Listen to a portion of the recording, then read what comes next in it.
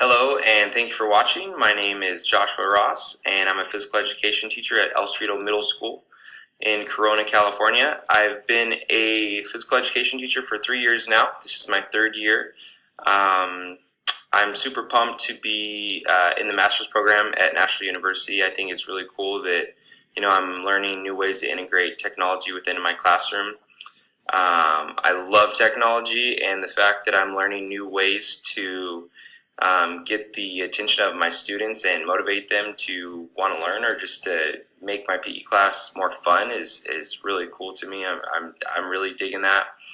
To also kind of follow that up, there are two neighboring high schools in our school district, Santiago and Centennial, who offer online courses. I do not know if they offer online courses for physical education, but that's something that I would want to look into after completing this master's degree, just as a possible second source of income, or a second job, or maybe one day I will be strictly a online teacher. You never know.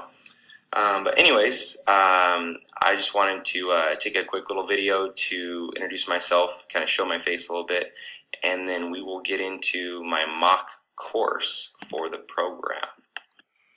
Alright guys, so this is my mock course that I started in week 2 for AIL 634. The first thing that you'll notice up here as far as resource goes is the course resources tab. This is where students would go to find vital tools or information to help them be successful in the class. Right here. Just moving on down here, we got proper goal setting and specifically the FIT principle. So this is where the students will start learning about how to set a proper goal, how to be successful. The FIT principle, that stands for frequency, intensity, time, and type. Depending on what type of personal fitness goal that they would have, that may change. So I'm just going to back up a second.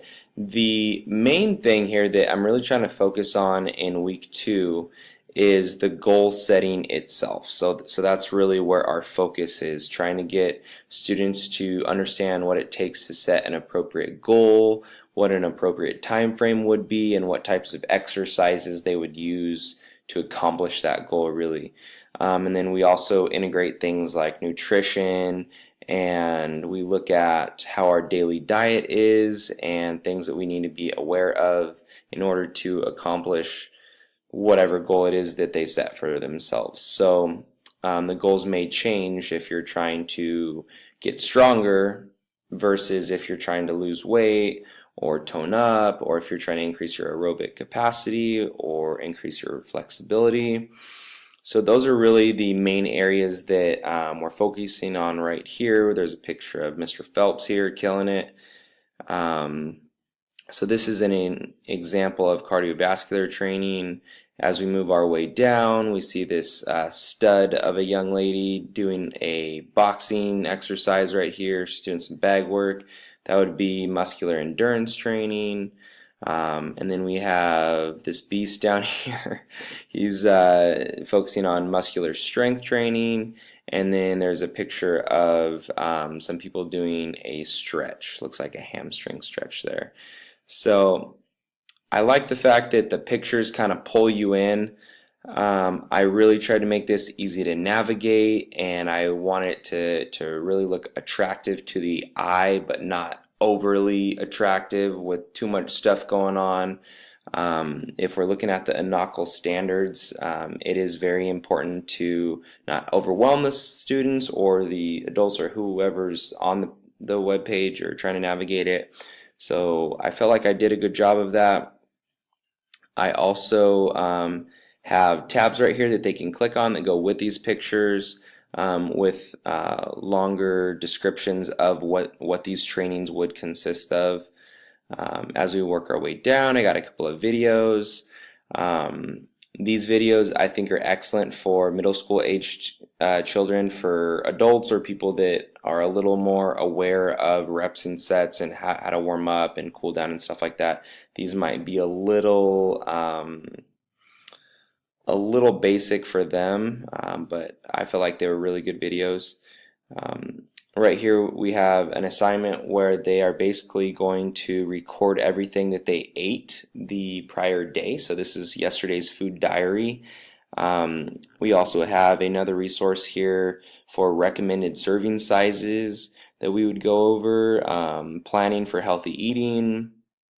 So this is just a lot of front loading here, just at the very groundwork that they would need to learn before they really go out and try to achieve these goals. I also have a discussion. I feel like at the middle school level that one discussion would be plenty. If I was doing it at the high school level, I think maybe 2 discussions a week might be a little better. Might make it a little more difficult for them. So the one thing that my department is kind of faced with right now is the task of integrating additional writing within our program. That's a school-wide focus, and physical education is being brought into that school-wide focus, which I appreciate, but it does make it a little tricky at times. The discussion is something that they can do online right here. They can log in and they can write their discussion, and then they can comment on 2 other of their classmates' posts, and they can discuss.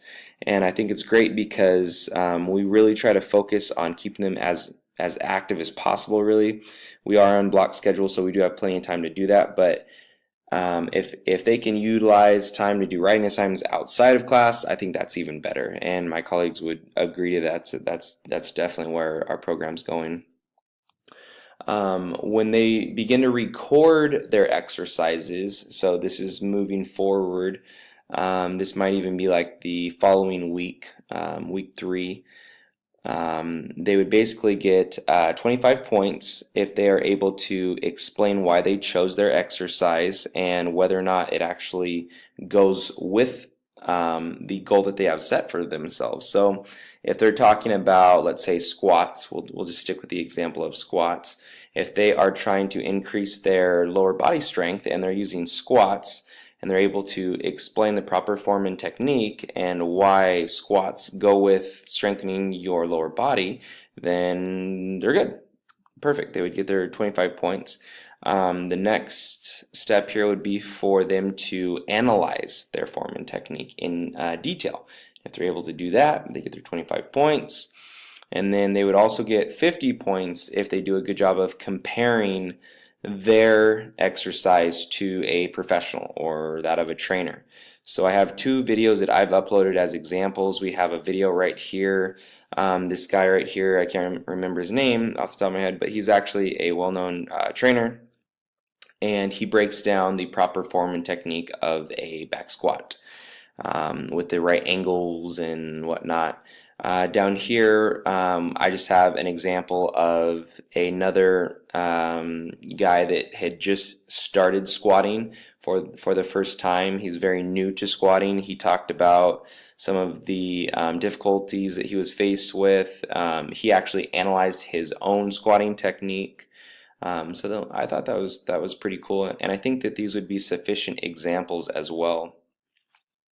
Moving on down to week 3 here, we have a 1-month fitness plan. So now they're kind of tying it all together, and they're trying to create a program for an entire month. We start talking about the importance of the target heart rate zone and what part of the target heart rate zone would benefit their exercises. I thought this was a cool graphic, not overwhelming, but it's pretty specific, straight to the point, kind of short, straightforward.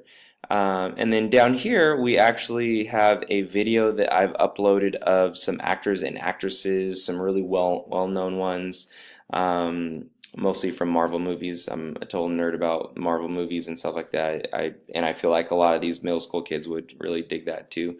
So they would basically watch this YouTube clip and they would listen to some of the key things that these actors and actresses were discussing, and then they would go back and relate that to their personal fitness goals, and hopefully take note of what worked and what was challenging for some of their favorite actors and actresses.